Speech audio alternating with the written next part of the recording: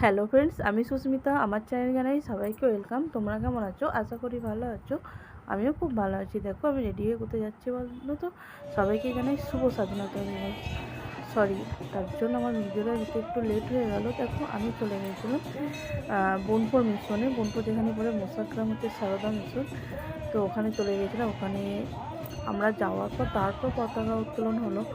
তো আর প্রত্যেক বছর জানো তো, প্রত্যেক বছর বলতে আমি আর বছর থেকে দেখছি এখানে মানে শাড়ি পরে যাওয়ার একটাই উদ্দেশ্য, কারণ এখানে যে গার্জেন দিনকে মানে এখানে সেদিন মাতৃবন্দনা অনুষ্ঠান হয়, মানে মায়ের দিনকে সম্বোধন করা হয়।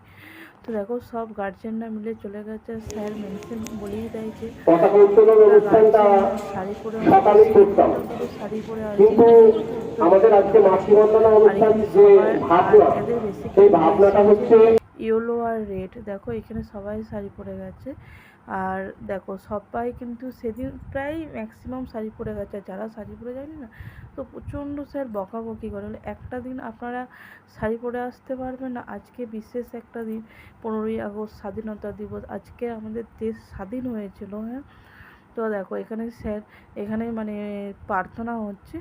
তো তারপর এখানে সবাই গার্জেনরা বসিয়ে দিয়েছে এখানে মাতৃবন্দনা অনুষ্ঠানে। তো বাচ্চাদিনকে, মায়েদিনকে চেয়ারে বসিয়ে দিয়েছে। বসিয়ে দেওয়ার পর বাচ্চারা এখানে মায়েদিনকে সম্বোধন করবে। দেখো, আর সত্যি কথা বলতে কি, মানে এই জিনিসটা দেখতেও কিন্তু ভালো লাগে। আর একটাই কি খারাপ লাগে, ছোট বাচ্চা পায়ে হাত দেবে, নিজের একটা কেমন লাগে না? যতই হোক, সেই জ্ঞানটা ওরা কি সেই বড় হয়েছে? অবশ্যই বাচ্চারা গুরুজনকে সম্মান করবে, এটাই ছোটো থেকে শিক্ষা দিতেই হবে। কিন্তু যতই হোক, ওরা তো নারায়ণ। ওরা ওইটুকু বাচ্চা ছেলে মেয়ে যদি পায়ে হাত দেয়, তোমারই একটা কেমন লাগবে না? দেখো, এইখানে সব স্যার ম্যামরা সব পরিচালনা করে। আর এবছর জানো তো, এই মাতৃবন্দনা অনুষ্ঠানটাই ছিল, আর একটা নাটক প্রোগ্রাম ছিল।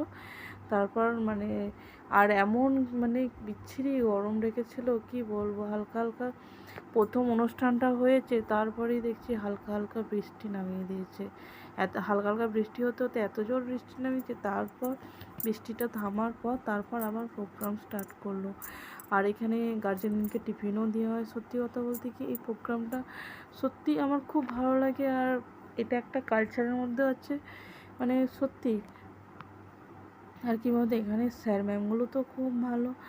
আর সত্যি কথা বলতে কি, আমার বোনপোটা বলছে, মাসুমনি আমি আর বাড়ি আমি বললাম একটু ঠিক করে বস, নাহলে প্যান্টটা ফেটে যাবে। এবার দেখো, আর এটা হচ্ছে আমার বান্ধবীর ছেলেটা। ও না একটু রাগি টাইপের। আমি বলছি, এই তুই একটু ঠিক করে বস, নাহলে প্যান্ট ফেটে বসলাম। তো মানে কি বলবো, এইটুকু বাচ্চাদের মুখে মুখ মানে হাত দেওয়া যাবে না, এরকম একটা ব্যাপার। দেখো, আর প্রত্যেকটা গার্জেনই কিন্তু শাড়ি পরে গেছে।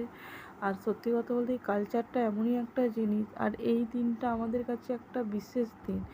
এই দিনে আমাদের দেশ স্বাধীন হয়েছে। এই দিনটার জন্য মানুষ মানে কত বিদ্রোহীর প্রাণ গেছে, কত মানুষের প্রাণ গেছে, কত দেশত্রীর প্রাণ গেছে এই দিনটা আসার জন্য।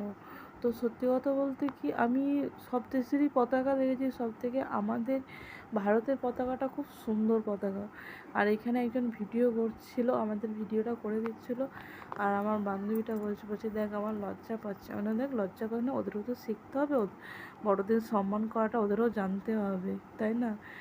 দেখো, আর এখানে কি বলতো, বাচ্চাদেরকে সব কালচারের মধ্যেই রাখে। এখানে স্কুলে নাটক হয়, তারপর গান, আবৃত্তি, নাচ, আঁকা সবই হয়। দেখো, আর এখানে বাচ্চারা মানে কি বলবো, এত সুন্দর ও কালচারের মধ্যে বড় হচ্ছে। সত্যি দেখো, মানে ভালো লাগে। আর এইখানে দেখো, এই যে রুমালটা দিচ্ছে, বলছে তোমরা এই রুমালটা মায়ের পায়ে পা ধুয়ে মুছে এই রুমালটা নিজেদের কাছে রাখবে।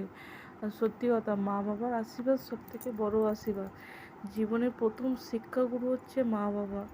আগে মা বাবাকে সম্মান করতে জানতে হবে, তবে মা বাবাকে সম্মান করতে না পারলে বাইরের লোকে কি করে সম্মান করবে বলো তো? প্রত্যেকটা শিশু বলো, প্রত্যেকটা সন্তানের বলো, এইটা আগে জানা উচিত। আর দেখো, এখানে মিষ্টি দিয়ে দিয়েছে।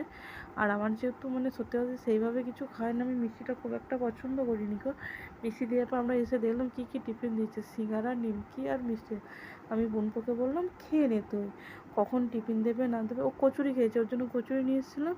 দিয়ে বললো মাসিমণি আর কিছু খাবো না, আমাকে সিঙ্গারা দিয়ে দেবো। আর সত্যি কথা, এই কাকুটার মানে বিলাতি আমড়ার আচার এত টেস্টি হয়, আমি যতবার যাব না খেয়ে আমি বাড়ি আসি না। আমার বোনপোও খেয়ে নিল, বোনপো বললো মাসিমণি আমি আচার খাবো। একদম ঠিক আছে চল। দেখো ওখান থেকে খেয়ে দিয়ে খাওয়া দাওয়া করে আমরা বেরিয়ে